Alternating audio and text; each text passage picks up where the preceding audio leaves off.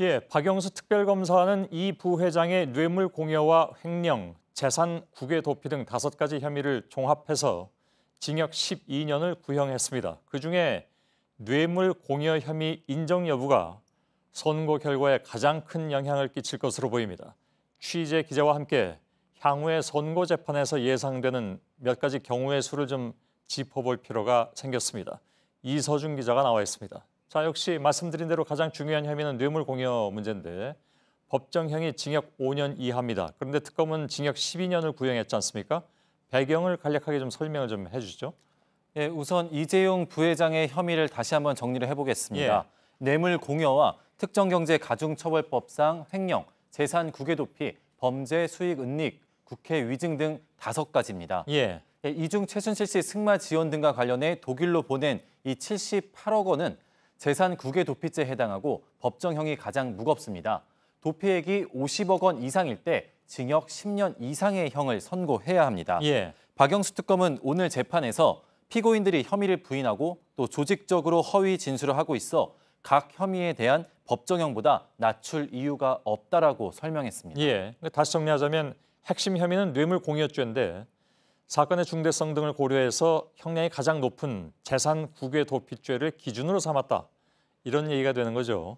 이번 사건의 혐의가 지금 5개나 되기 때문에 단순 비교를 할 수는 없지만 그동안에 재판을 받았던 다른 기업 총수들과 비교해서는 어떻습니까?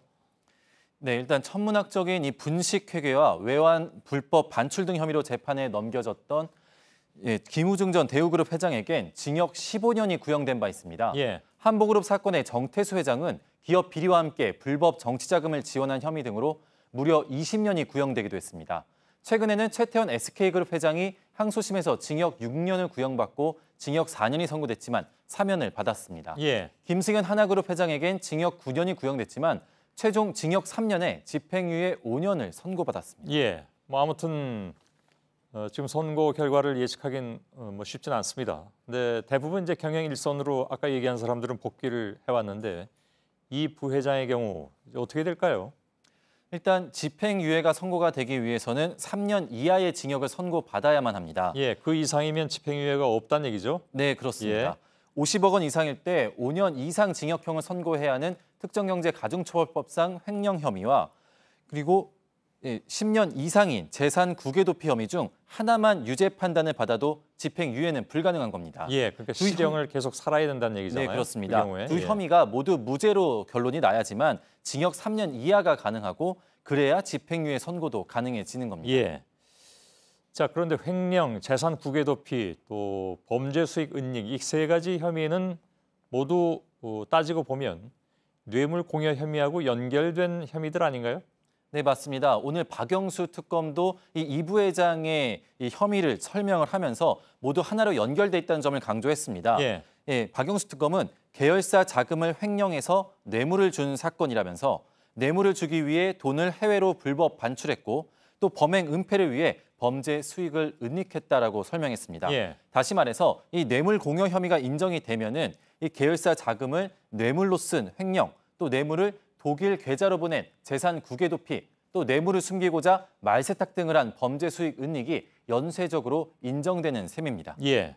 자, 그러면 재판부가 뇌물 공여 혐의를 무죄로 판단할 경우에 다른 혐의는 어떻게 됩니까? 뇌물 공여 혐의가 인정되지 않아도 이 횡령 혐의는 별개로 판단이 가능합니다. 예. 뇌물 여부와 무관하게 이 계열사 자금을 목적에 맞지 않게 썼는지 판단하면 되기 때문인데요. 하지만 이 재산 국외 도피와 또 범죄 수익 은닉 혐의는 독일로 위법한 돈을 보냈다는 사실이 전제돼야 하기 때문에 뇌물 공여와 횡령이 모두 인정되지 않을 경우 함께 무죄가 선고될 가능성이 높습니다. 예. 재판부는 오늘 심증을 충분히 형성했다고 말했습니다. 이 5개의 혐의에 대해 각각 유무죄를 어느 정도 결론 내린 것으로 보입니다. 예.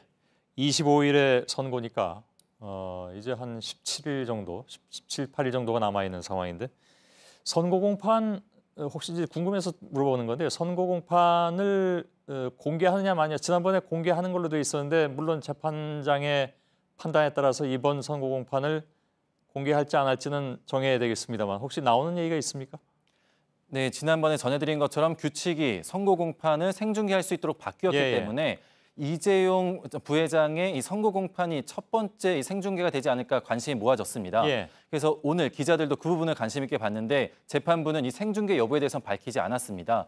그래서 대법원에 알아본 결과 재판부가 밝히지 않았으면 아직 결정되진 않았지만 예. 선거 공판 전에 결정을 내려서 공지를 할 가능성은 남아 있다라고 예, 했습니다. 뭐 물론 그 직전에라도 판단을 내릴 수 있는 거겠죠. 알겠습니다. 이서준 기자였습니다.